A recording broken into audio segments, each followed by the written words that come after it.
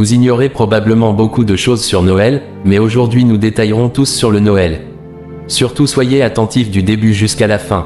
Noël est une fête qui célèbre la naissance de Jésus-Christ, le Fils de Dieu, selon la tradition chrétienne.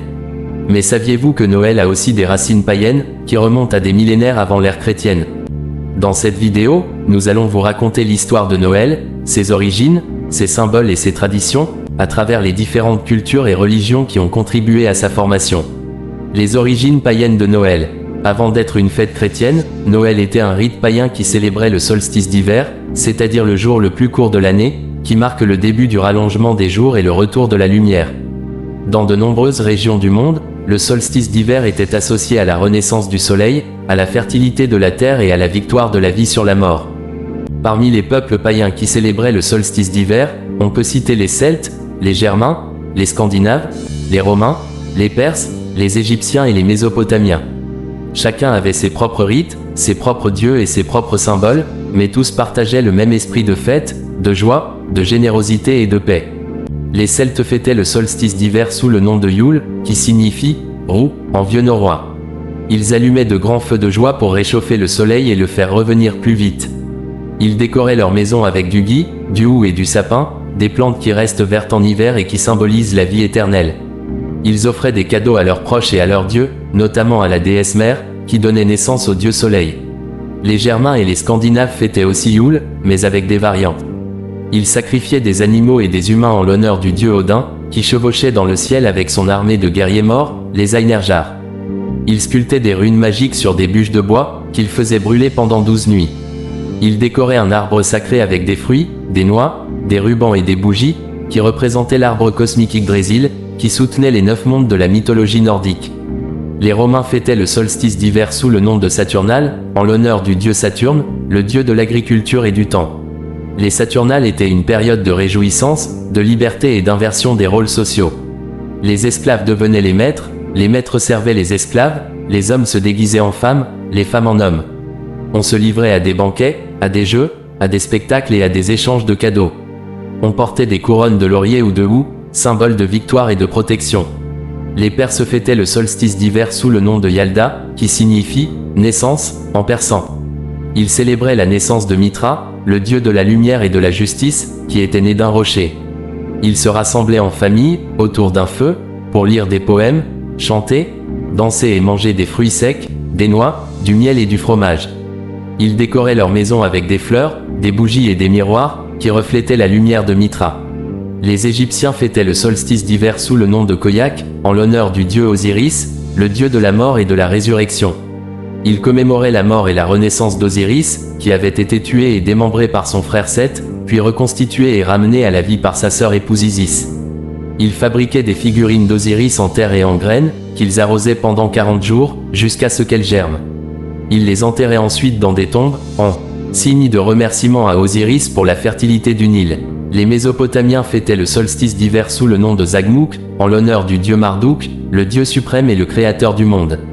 Ils célébraient la victoire de Marduk sur les forces du chaos, représentées par le dragon Tiamat. Ils organisaient des processions, des sacrifices, des offrandes et des prières. Ils élisaient un roi de la fête, qui prenait la place du roi réel pendant 12 jours, et qui était ensuite exécuté, symbolisant le sacrifice de Marduk pour sauver le monde. L'influence chrétienne sur Noël. Le christianisme est apparu au 1er siècle après Jésus-Christ, comme une secte juive qui reconnaissait en Jésus de Nazareth le Messie annoncé par les prophètes. Les premiers chrétiens ne célébraient pas la naissance de Jésus, mais plutôt sa mort et sa résurrection, lors de la fête de Pâques. Ce n'est qu'au IVe siècle que l'Église chrétienne a décidé de fixer la date de la naissance de Jésus au 25 décembre, pour concurrencer les fêtes païennes du solstice d'hiver, qui étaient encore très populaires dans l'Empire romain. Le choix du 25 décembre n'a pas de fondement historique, ni biblique. Les évangiles ne donnent pas de date précise pour la naissance de Jésus, ni même de saison. Certains indices laissent penser que Jésus serait né plutôt au printemps ou à l'automne, comme le fait que les bergers gardaient leurs troupeaux en plein air, ou que le recensement ordonné par l'empereur Auguste avait lieu à ces périodes. Le 25 décembre correspond plutôt à la date du solstice d'hiver selon le calendrier julien, qui était en vigueur à l'époque. Le 25 décembre était aussi la date de la fête du Sol Invictus, le soleil invaincu, qui était le dieu solaire officiel de l'Empire romain, depuis l'empereur Aurélien, au IIIe siècle. Le Sol Invictus était assimilé à Mitra, le dieu persan de la lumière, qui avait de nombreux adeptes parmi les soldats romains. Le culte de Mithra était un rival sérieux du christianisme, car il présentait de nombreuses similitudes, comme la croyance en un Dieu unique, en une naissance miraculeuse, en une mort et une résurrection, en un jugement dernier, en une vie éternelle, etc. En choisissant le 25 décembre comme date de la naissance de Jésus, l'Église chrétienne a voulu s'approprier le symbolisme du soleil, qui était très fort dans les religions païennes. Le soleil représente la lumière, la chaleur, la vie, la puissance, la gloire, la royauté. Le soleil est aussi associé au feu, qui purifie, qui transforme, qui consume. Le soleil est enfin lié au cycle des saisons, qui illustre le passage de la mort à la vie, de l'obscurité à la clarté, du chaos à l'ordre. L'Église chrétienne a donc fait de Jésus le soleil de justice, le soleil levant, le soleil qui ne se couche jamais, le soleil qui éclaire tout homme. Elle a fait de Jésus le Fils de Dieu, le Fils de l'homme, le Fils de David. Elle a fait de Jésus le Sauveur du monde, le Rédempteur des hommes, le médiateur entre Dieu et les hommes. Les symboles et les traditions de Noël. En adoptant le 25 décembre comme date de la naissance de Jésus, l'Église chrétienne a aussi repris à son compte les symboles et les traditions des fêtes païennes du solstice d'hiver. Elle a ainsi donné un sens nouveau à ces éléments, en les christianisant, en les adaptant, en les transformant. Parmi les symboles et les traditions de Noël qui ont une origine païenne, on peut citer le jour de Noël. L'histoire de Noël telle que racontée dans la tradition chrétienne est liée d'une part à des causes politiques, établies par l'Empire romain. Car il est important de noter que l'Empire romain a joué un rôle significatif dans la diffusion du christianisme et, par conséquent, dans la célébration de Noël en tant que fête religieuse. En fait, au IVe siècle de notre ère, l'Empire romain était devenu officiellement chrétien sous le règne de l'empereur Constantin. Cela a marqué un tournant majeur dans l'histoire du christianisme, car il a permis la liberté de culte et la reconnaissance officielle de la religion chrétienne. L'empereur Constantin a joué un rôle dans la fixation de la date de Noël. Avant cela, la naissance de Jésus n'était pas célébrée à une date précise. Constantin a choisi le 25 décembre comme date officielle de la célébration de Noël, probablement en partie pour coïncider avec les anciennes fêtes païennes romaines telles que le solstice d'hiver et les célébrations du dieu solaire. Donc, ce n'était ni par révélation, ni écrit dans la Bible que le jour de Noël est né, mais c'est une ambition pour Constantin de bien gérer et bien diriger son peuple qu'il fixa ce fameux jour. Le sapin de Noël, il vient de la coutume germanique et scandinave de décorer un arbre sacré avec des fruits, des noix, des rubans et des bougies. L'Église a interprété le sapin comme un symbole de la vie éternelle, de la Trinité, par sa forme triangulaire, et de la croix, par son tronc. Elle a remplacé les fruits et les noix par des pommes et des hosties, puis par des boules et des guirlandes. Elle a ajouté une étoile au sommet, pour rappeler l'étoile de Bethléem qui a guidé les mages vers Jésus. La crèche de Noël, elle vient de la tradition romaine de représenter la scène de la naissance de Jésus avec des figurines en terre cuite, appelées santons. L'Église chrétienne a enrichi la crèche avec des personnages bibliques, comme Marie, Joseph, l'âne, le bœuf, les anges, les bergers, les mages. Elle a aussi ajouté des personnages populaires, comme le Père Noël, le bonhomme de neige, le renne, le lutin. Les cadeaux de Noël, ils viennent de la coutume romaine d'échanger des présents lors des Saturnales, pour se souhaiter du bonheur et de la prospérité. L'Église chrétienne a assimilé les cadeaux aux offrandes des mages à Jésus, qui lui ont apporté de l'or, de l'encens et de la myrrhe. Elle a aussi fait du Père Noël le successeur de Saint Nicolas, un évêque du IVe siècle qui était réputé pour sa générosité envers les enfants. Les chants de Noël, ils viennent de la tradition celtique et germanique de chanter des hymnes en l'honneur du soleil, de la nature et des dieux. L'Église chrétienne a composé des chants qui glorifient la naissance de Jésus, son amour, sa paix, sa joie. Elle a aussi repris des chants populaires, qui expriment les sentiments, les espoirs, les souvenirs des gens. Le repas de Noël, il vient de la tradition de faire un festin pour célébrer le solstice d'hiver, la fin du jeûne, la richesse des récoltes. L'Église chrétienne a fait du repas de Noël un moment de partage, de communion, de gratitude envers Dieu. Elle a aussi adapté le menu selon les régions, les cultures, les goûts. On peut ainsi trouver de la dinde, du foie gras, du saumon, des huîtres, du boudin, du pain d'épices, de la bûche, etc. La signification de Noël aujourd'hui. Aujourd'hui, Noël est une fête qui a dépassé le cadre religieux, pour devenir une fête universelle, qui rassemble les gens de toutes les confessions, de toutes les origines, de toutes les cultures. Noël est une fête qui célèbre la vie, l'amour, la famille, l'amitié, la solidarité, la tolérance, la diversité.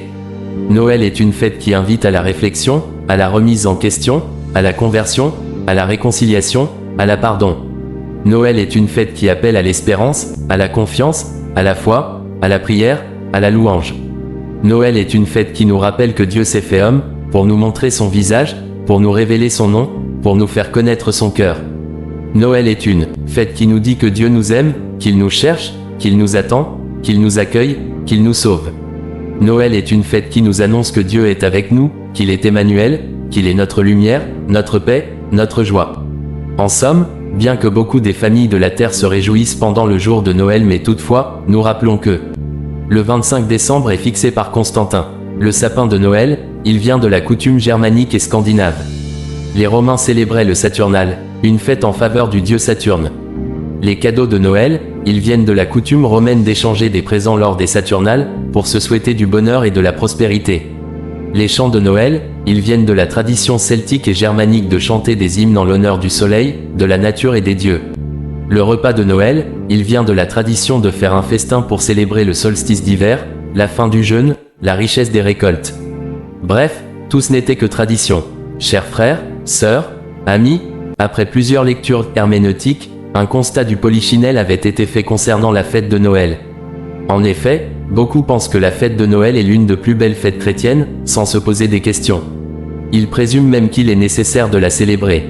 Au jour d'aujourd'hui, ils continuent de dire que Jésus-Christ est né le 25 décembre et que la Bible souligne cette date pour que les chrétiens observent. Ce qui est une autre tromperie lugubre. Ainsi, il y a certaines choses qui sont sombres et que nous devrons avoir connaissance pour notre culture personnelle et même spirituelle. Il est donc impératif que les chrétiens du monde entier cessent de suivre aveuglement les coutumes populaires du monde sans vérifier à la lumière de la Bible leur véritable origine et objectif, car les chrétiens sont ceux qui vivent par ce que dit la Bible. Beaucoup après ma lecture analytique diront que je suis un extrémiste avéré, et sans considération, voire même diront que je fais une critique biscornue contre la doctrine catholique, mais mieux vaut éclairer le peuple afin de sauver des âmes des pièges et de la ruse de Satan. En effet, le terme Noël vient du terme latin natalis, qui signifie alors jour de naissance. Ce mot nous est apparu pour désigner une messe catholique pour célébrer la naissance de Christ.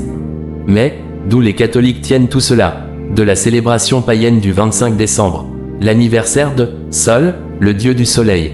L'observation de cette date était donc un ancien rite baalisme que la Bible condamne avec la dernière énergie. Il n'en est pas fait mention dans le Nouveau Testament, ni l'apôtre Paul, ni la véritable Église des premiers jours ne l'a observé. C'est l'une de fables dont parle Paul dans 2 Timothée 4 versets 3 à 4 car il viendra un temps où les hommes ne supporteront pas la saine doctrine, mais, ayant la démangeaison d'entendre des choses agréables, ils se donneront une foule de docteurs selon leurs propres désirs, détourneront l'oreille de la vérité, et se tourneront vers les fables. À en croire Paul, il estime que cette coutume tromperait les hommes du monde, les égarant et leur faisant suivre un évangile faible et sans puissance. Le Noël n'est pas du tout une fête de l'anniversaire du Christ, car cette fête n'est pas chrétienne, mais plutôt une manigance païenne, elle vient de Babylone. Mais, allons plus loin donner les jeux, les enjeux, et les rageux et les anti-jeux de cette fête. Christ n'est pas né le 25 décembre, il n'est pas né non plus en hiver. Pourquoi? Parce qu'il y avait des bergers dans le champ qui gardaient les troupeaux dans la nuit. Luc 2 versets 7 à 8 et elle enfanta son premier fils. Elle l'emmaillota, et le coucha dans une crèche, parce qu'il n'y avait pas de place pour eux dans l'hôtellerie. Il y avait, dans cette même contrée, des bergers qui passaient dans les champs les veilles de la nuit pour garder leurs troupeaux. À partir de 15 octobre, en Palestine, les bergers ramenaient leurs troupeaux des montagnes, de champs, les enfermaient pour les protéger du froid ardent et des pluies qui sévissaient après cette date. Voir Cantique de Cantique 2 verset 11, Esdras 10 verset 9 à 13. L'hiver en Palestine renvoie à la saison pluvieuse où les bergers restent à l'intérieur pour éviter la forte pluie. En d'autres termes, n'importe quelle encyclopédie vous dira que Jésus n'est pas né le 25 décembre. Et de surcroît, la date de sa naissance n'est pas connue. Si Dieu avait voulu que les hommes adorent un bébé à Noël, il aurait mis des instructions dans la parole et n'aurait pas tenu cette date cachée. Conclusion, nous devrions avoir conscience du fait qu'il n'y a aucun texte dans la Bible qui nous dit de célébrer Noël. Quelle est la véritable origine? Réponse, Nimrod, l'un de petits-fils de Cham, l'un de fils de Noé, fut le fondateur de ce système babylonien que le monde est en train de pratiquer. C'était un système de concurrence fondé sur un système économique de recherche de profit. Nimrod a construit la tour de Babel qui était l'ancienne ville de Ninive et d'autres villes. Le nom Nimrod vient du mot heureux, Marad, qui signifie fondamentalement qu'il s'est rebellé. Nimrod était tellement pervers qu'il se marie avec sa propre mère Sémiramis. Après la mort de Nimrod, sa femme mère propagea la doctrine diabolique de la survivance Nimrod en tant qu'esprit. Elle prétendit qu'un arbre à une feuille persistante était disparu du jour au lendemain à partir d'un tronc mort, ce qui symbolisait l'émergence d'une nouvelle vie du défunt Nimrod. Alors, à chaque anniversaire de sa naissance, elle prétendait que Nimrod venait rendre visite aux conifères et y déposait des cadeaux. Et cet anniversaire était donc le 25 décembre. Voilà donc la véritable origine du sapin Noël. C'est ce qui expliquerait aussi les cadeaux de Noël par Papa Noël. Il y a beaucoup de choses à dire concernant Noël, mais l'essentiel est dit. Alors, que Dieu nous aide à bien comprendre les saintes Écritures et de les mettre en pratique. Merci, que Dieu vous bénisse abondamment. Si vous avez aimé la vidéo, n'hésitez pas à liker et à vous abonner sur notre chaîne.